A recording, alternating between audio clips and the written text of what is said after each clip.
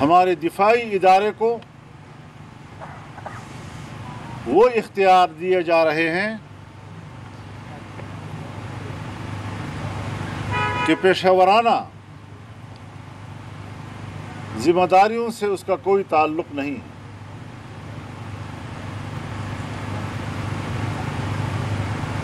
پہلے نیب سے شکایت تھی،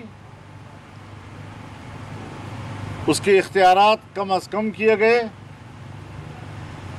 لیکن آج دفاعی ادارے کو بے تحاشا اختیارات دے دینا کہ کسی کو بھی شک کی بنیاد پر 90 دن تک اپنی تحویل میں رکھ سکتا ہے اور تحویل کی اس مدت میں مزید اضافہ بھی کر سکتے ہیں، میرے خیال میں یہ ایک سول مارشل لا ملک پہ قائم کرنے کے مترادف ہوگا۔ یہ جمہوریت کے چہرے پر ایک دھبا ہوگا۔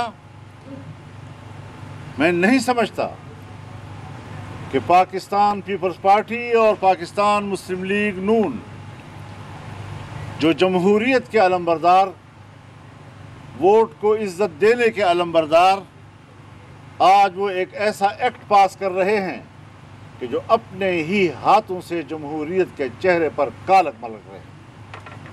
ان کو اس بات سے احتراز کرنا چاہیے۔ جمہوری ادارے اس قسم کے قوانین کی اجازت نہیں دے سکتے۔ پھر ہمیں یہ بھی دیکھنا چاہیے کہ 26ویں ترمیم میں حکومت بیٹھے، حکومت سوچے کہ 26ویں ترمیم میں کن کن شقوں کو واپس لینے پر وہ آمادہ ہوئی، اور 26ویں ترمیم کے اصل مسودے میں جن شقوں کو واپس لینے پر وہ آمادہ ہوئی ہے، کیا یہ آج کا ترمیمی ایکٹ یہ اس 26ویں ترمیم میں حکومت کی اپنی آمادگیوں کی نفی نہیں کر رہی؟ کیا یہ نیا ایکٹ 26ویں ترمیم کی روح کے منافی نہیں ہے؟ کیا یہ آئین کا تقاضا ہوگا کہ کل آپ نے 26ویں ترمیم میں وہ سارے کردار واپس لے لیے کہ جس سے ہمارے آرمڈ فورسز کو سول کے اندر اختیارات میں اضافہ مل رہا تھا، آج دوسری طرف سے آپ نے ایکٹ پاس کر کے اپنے ہی اس عمل کی نفی کی ہے؟ یہ آئین کی توہین ہے، آئین کے 26ویں ترمیم کی توہین ہے، پارلیمنٹ کی توہین ہے، جس نے کہ یہ 2-4 روز میں پاس کیا اور آج آپ اس کی نفی کر رہے ہیں۔ جمعیت علماء اسلام اس سے پہلے بھی اسلام آباد کی حدود تک پاس کیے گئے ایکٹ جس کا تعلق وقف املاک کے ساتھ ہو، اس کو غیر شرعی قرار دے چکی ہے، اور یہ صرف جمعیت علماء اسلام کی رائے نہیں بلکہ یہ امت کا اجتماعی رائے ہے، اور اسلامی نظریاتی کونسل اس ایکٹ کے خلاف اپنی رائے دے چکی ہے۔ آج اسی ایکٹ کے قریب اس کے مماثل ایک ایکٹ ہندوستان میں پاس کیا جا رہا ہے۔ اس سے آپ اندازہ لگائیں کہ اگر آج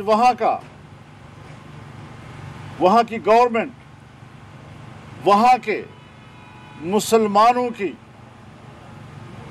اربوں ایکڑ پر مشتمل مسلم اوقاف کے خلاف ایک قانون پاس کرنے جا رہی ہے، ہندوستان مسلمان کے جائیدادوں کو جس طرح ہڑپ کرنا چاہتا ہے، ان کے وقف املاک کو جس طرح ہڑپ کرنا چاہتا ہے، پاکستان کی حکومت نے پاکستان کے اندر رہ کر مسلمانوں کے اوقاف کو ہڑپ کرنے کی کوشش کی۔ کوئی ضمیر ہے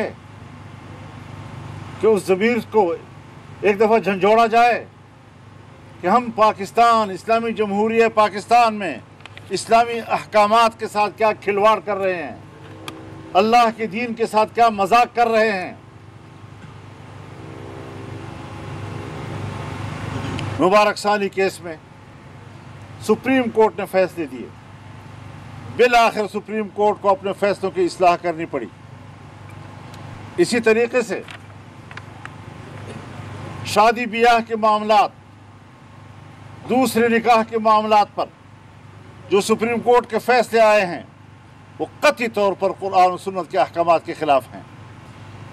मैंने अपनी आइली ज़िंदगी में न सुप्रीम कोर्ट से पूछना है, न मैंने हुकूमत से पूछना है, मैंने अल्लाह के हुक्म के तहत करना है। मैंने अल्लाह से पूछना है और अल्लाह ही के सामने जवाब दो।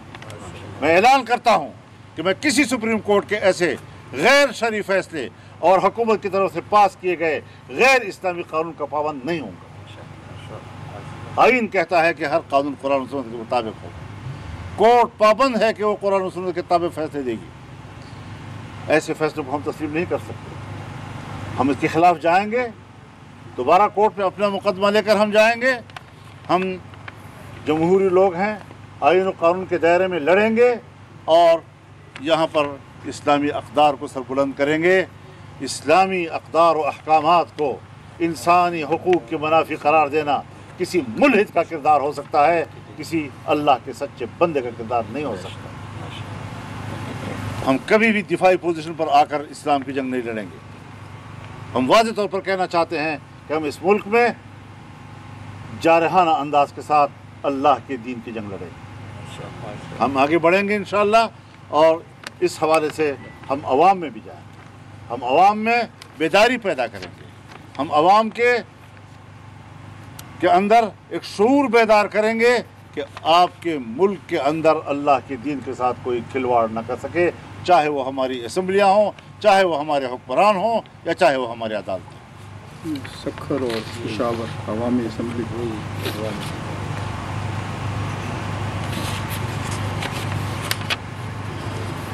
इसके साथ ही हम इंशाअल्लाहुल अज़ीज़